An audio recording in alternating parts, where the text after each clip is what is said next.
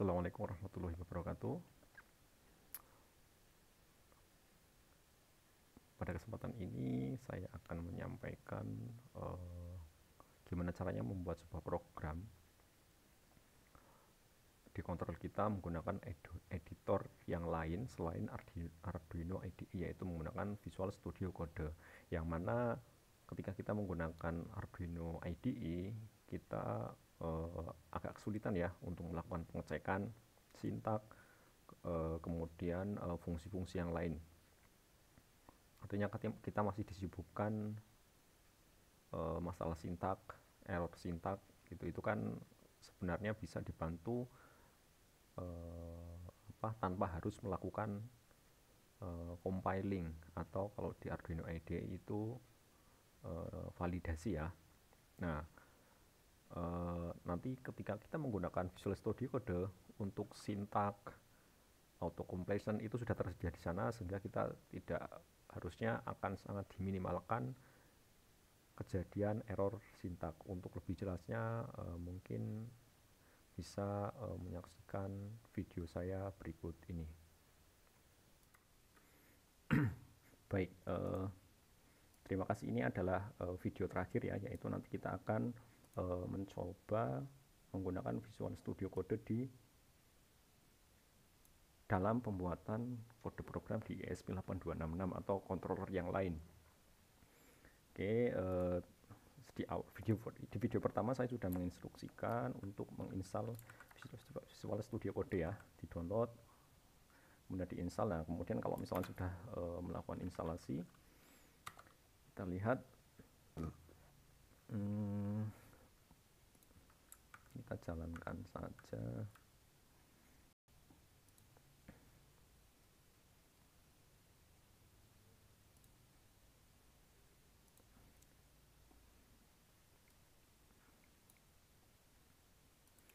Kurang lebih nanti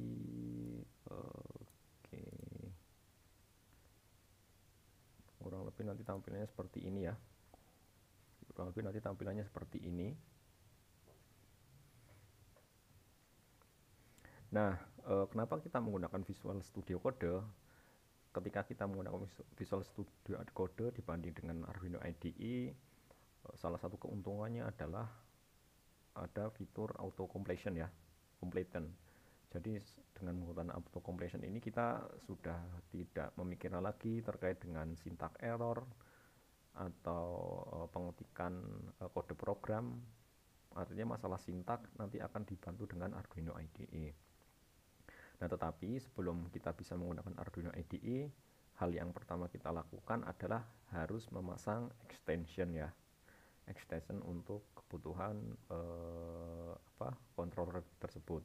Nama extensionnya adalah platform IO. Ini silakan dicari di extension, kemudian diketikkan platform IO.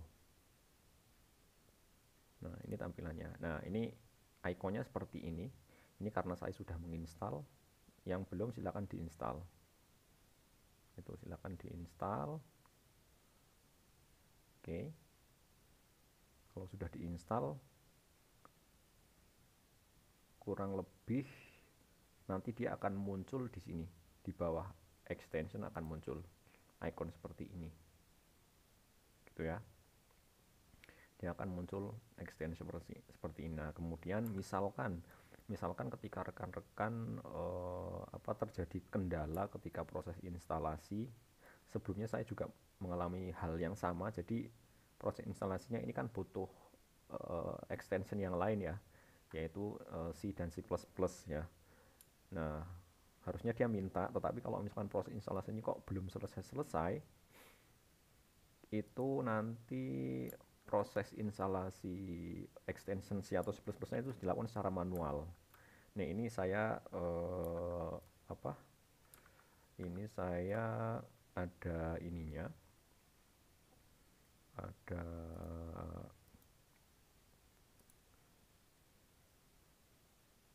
potongan ininya ya, ada potongan issues yang ada di Visual Studio ini. Jadi dia install itu dia download terus komponen yang C++ tadi belum selesai, ditunggu sampai lama sampai belum selesai ya, sehingga nanti nggak muncul-muncul itu platform I/O-nya.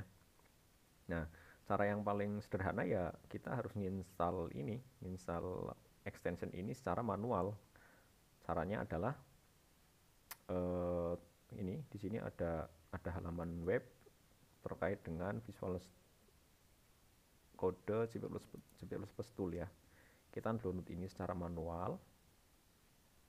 Nah, ini download aja sesuai dengan versinya kita, Linux, Windows atau yang lain gitu. Nah, kalau sudah nanti ekstensinya VSIX ya. Ini kalau yang masalah, kalau nggak masalah nggak usah. Nah, kalau sudah nanti misalnya lewat sini. Oke, sorry di sini.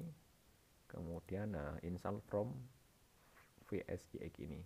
Nanti dia akan mencari mana filenya, kemudian dirujuk ke sana. Oke. Itu kalau terjadi masalah. Enggak ya nanti kalau sudah bisa seperti ini berarti tidak terjadi masalah. Nah, kemudian kalau sudah ini kira-kira tampilannya seperti ini. Ada beberapa menu yang bisa digunakan. Kemudian ya kita ke sini ya, project dan configuration. Oke. Nah, ini tampilannya ketika kita membuat sebuah project. Ya, buat project, kemudian di sini ada banyak sekali library-nya yang bisa digunakan, kemudian platformnya juga banyak, botnya juga banyak gitu ya. Oke, kalau membuat project gimana? Oke, ini kita buat new project aja ya. Kita buat new project, nama projectnya itu misalkan saya VS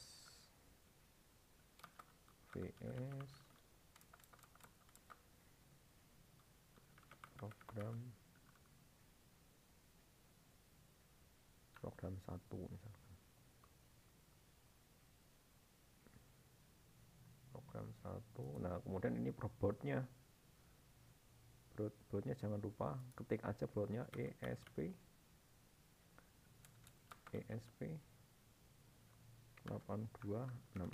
Nah, boardnya itu yang ini 12i ya, jangan lupa.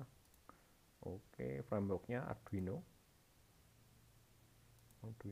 Nah, ini penyimpanannya terserah di mana, saya tak cari yang lain aja.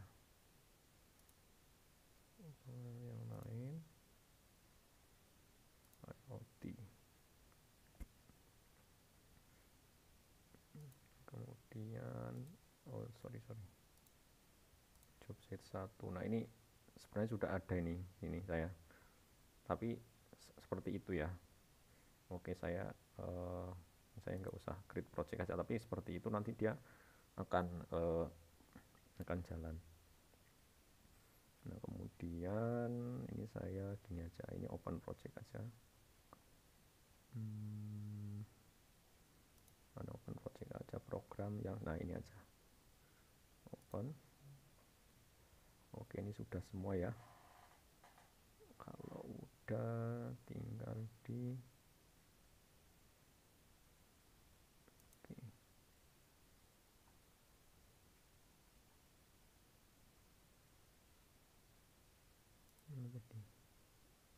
open project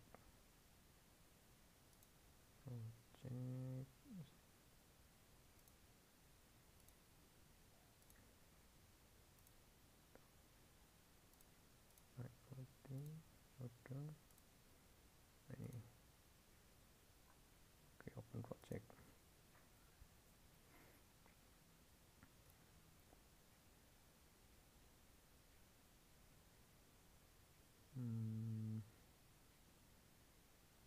Masih loading ya.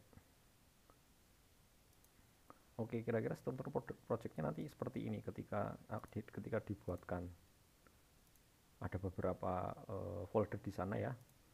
Ada ini, tapi yang paling penting adalah ada directory source source sama platform IO. Library nanti ketika kita butuh library nanti akan masuk sini, tapi pada kesempatan kali ini kita masih belum library. Nah, kita lihat yang main dulu.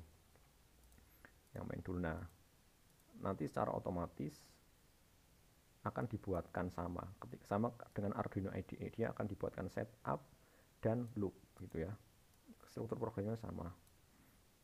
Nah, yang ini semacam pustaka atau yang perlu diimport, ini wajib ya, biar nanti fungsi-fungsi yang frameworknya Arduino itu terdeteksi di program kita. Nah, kemudian, ini yang paling penting di sini, yaitu platform.io. Ini adalah dia akan di-generate sama platform ya, platform.io ketika kita membuat sebuah project. Ini adalah file konfigurasi. Di sini ada platformnya apa, boardnya apa, frameworknya apa. Kita bisa menambahkan di sini. Misalkan terkait dengan ininya, monitor speednya ya. Monitor speednya ini digunakan untuk melihat di serial monitor baud rate-nya berapa gitu. Kalau di Arduino IDE kan milih ya di menu tool, kemudian nanti milih di sana. Uploadnya juga bisa dipilih. Oke. Nanti kalau library gimana? Library nanti kita definisikan di sini juga. Jadi kita definisikan, nanti dia bisa secara manual, bisa secara otomatis. Kalau manual nanti kita deklarasikan ketik library-nya apa. Oke. Sampai segini biasanya standarnya seperti ini. Standar. Nah, oke. Kemudian kita lanjut ke sini ya. Ini standar sama ini sebenarnya digunakan untuk set baud rate. Set baud rate ke 115.200. Kemudian ini adalah menampilkan string ke serial monitor. Yang ini adalah untuk ini ya, jeda 1000 milisecond. Oke, simpan. Ini sudah simpan. Nah ini ya salah satu keunggulan Visual Studio Code. Di sana sudah ada deteksi error bahwa undefined identifier X itu tidak dikenali di C atau C++. Ini salah satunya. Kemudian lagi ini kontrol spasi, di sana sudah serial, sudah ada semua. Kita nggak perlu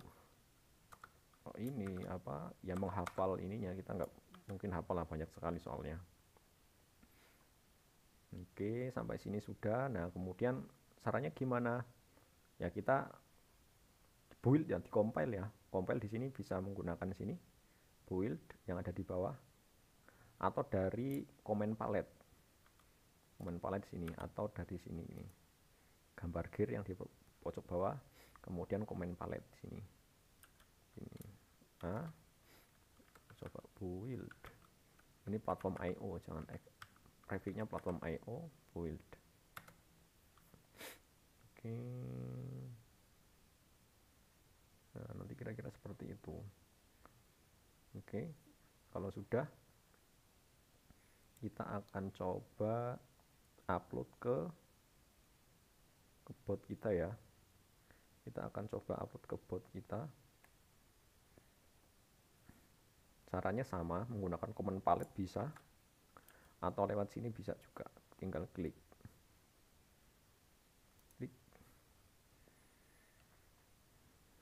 Dia akan connect ke.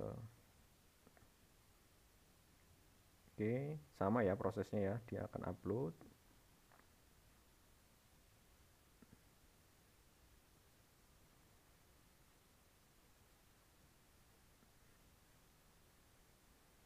Oke. Nah, terus melihat hello world-nya di mana? Kalau di Arduino IDE itu ada serial monitor, di sini juga ada nih serial monitor di menu ini, atau dari command palette juga ada serial monitor. Oke. Nah, tampil hello world. Ini salah satu contohnya ya, kenapa menggunakan ini. Oke, misalkan saya ada program yang selanjutnya lagi yang contoh. Misalkan program yang kedua, yang ini sudah pernah saya demokan di kelas sih. Oke, ini ya, ini digunakan untuk menyalakan LED ya, untuk menyalakan LED bawaan dari Arduino IDE.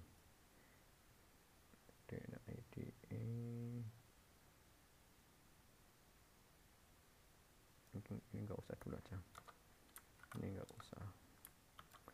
Oke, sebenarnya di Arduino IDE itu ada dua kalau nggak salah ya, ada dua LED warna biru dan warna merah, di mana kita bisa langsung mengakses LED tersebut. Nah, ini kita akan mencoba mengakses LED yang warna biru gitu ya, yang ada di D4 itu ya. D4 itu adalah kalau dari referensinya ini di sini kita lihat di sini D4 atau GPIO2. D4 itu yang menempel di Arduino ya, akan ada di situ ada tulisannya D4. Nah, yang ini dia connect ke onboard LED. Connect ke onboard LED. Oke, ini menampilkan di serial monitor. Jangan lupa di setting ininya, pin modenya, karena dia untuk output, untuk menyalakan dia ada di LED pin berapa, kemudian statusnya apa. Output itu 1, dia sebagai output. Kemudian dinyalakan, tampilan nyala, kemudian ditulis jeda 1 detik, kemudian LED-nya nanti dimatikan. Kita coba compile coba. Oke, ini ada orange seperti ini, jangan khawatir, ini bukan error, tapi ini adalah sudah deprecated ya. Ini deprecated, artinya kemungkinan dengan board yang versi yang lebih tinggi dia beda ininya pinnya. Kemudian kita upload.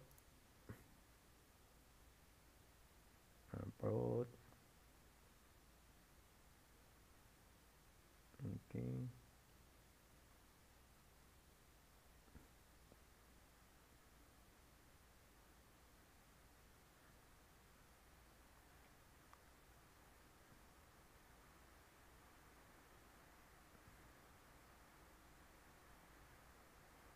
Oke, seperti biasa kita cek di ini di serial monitor. Nah, dia akan nyala ya, seperti kita nyoba nyoba untuk yang harusnya dia nanti akan nyala mati warna biru ya, yang warna biru. Oke, ESP8266 itu punya dua LED ya, kalau nggak salah punya dua LED warna biru dan merah. Itu kita akan coba menyalakan tersebut gitu, dua tersebut. Oke, kita akan buat project baru. Oke, create new project, APS program 3. Buatnya jangan lupa ESP8266 yang 12E. Kemudian frameworknya Arduino, lokasi penyimpanannya terserah saya, biar kemudian pilih yang kode job sheet 1, pilih di sini finish. Nanti dia menunggu beberapa saat untuk mengenerate kode program buat kita. Oke, kita tutup ya.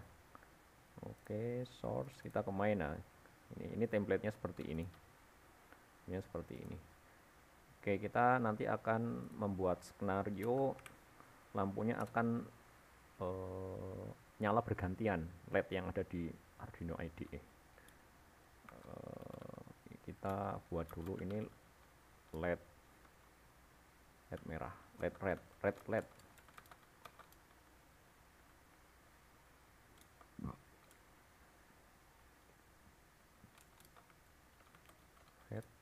LED. Nah, ini ada di D0 ternyata.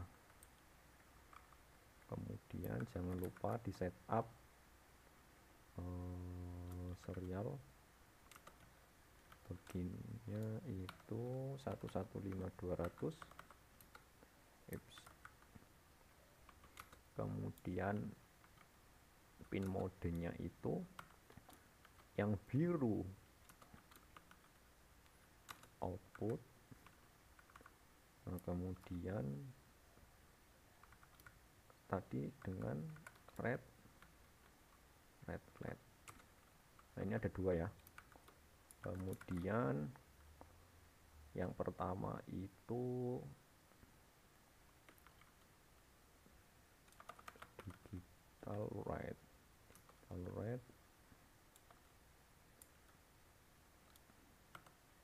Yang nyala pertama itu yang red dulu. Nah, dia akan nyala high. Sementara yang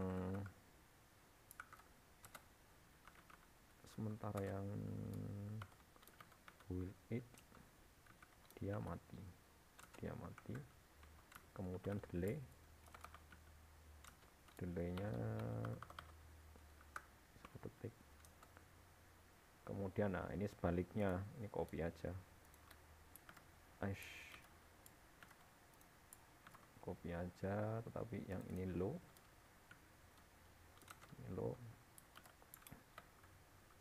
Sedangkan yang ini nyala.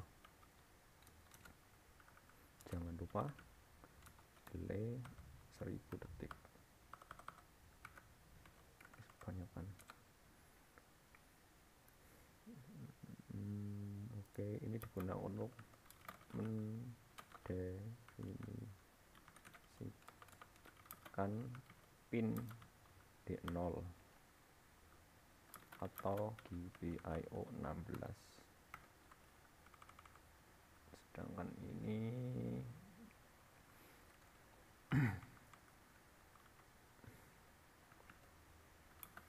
dia LED rednya menyala, LED blue mati, dan itu sebaliknya. Ini jeda 1000 milisecond. Oke, kita coba ya. Kita upload build dulu. Ctrl A build.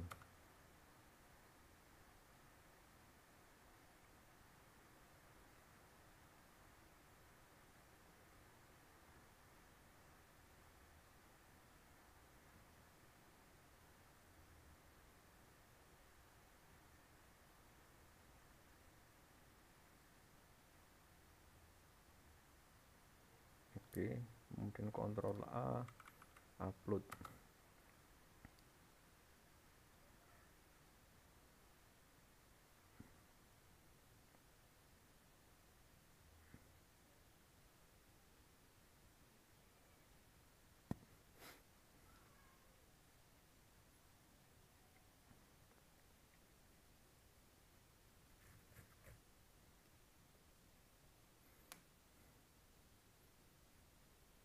Ya, silakan dicek untuk untuk hasilnya. Kalau kita seharusnya sih dia akan berkedip ya, warna biru merah secara bergantian. Oke, misalkan ini saya ganti di sini ya.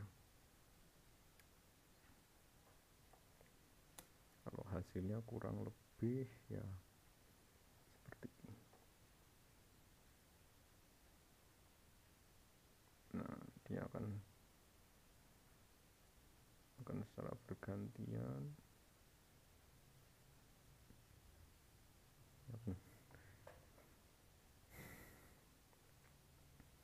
Dia akan secara bergantian.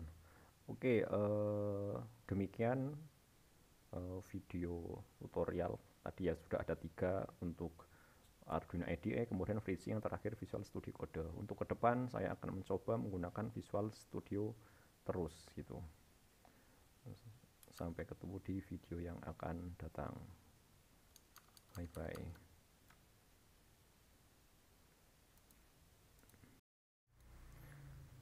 Demikian adalah video tentang gimana caranya kita membuat sebuah aplikasi di controller menggunakan Visual Studio Code. Semoga videonya bermanfaat. Jika ada pertanyaan nanti jangan lupa disampaikan di sesi live-nya ya. Cukup sekian. Wassalamualaikum warahmatullahi wabarakatuh.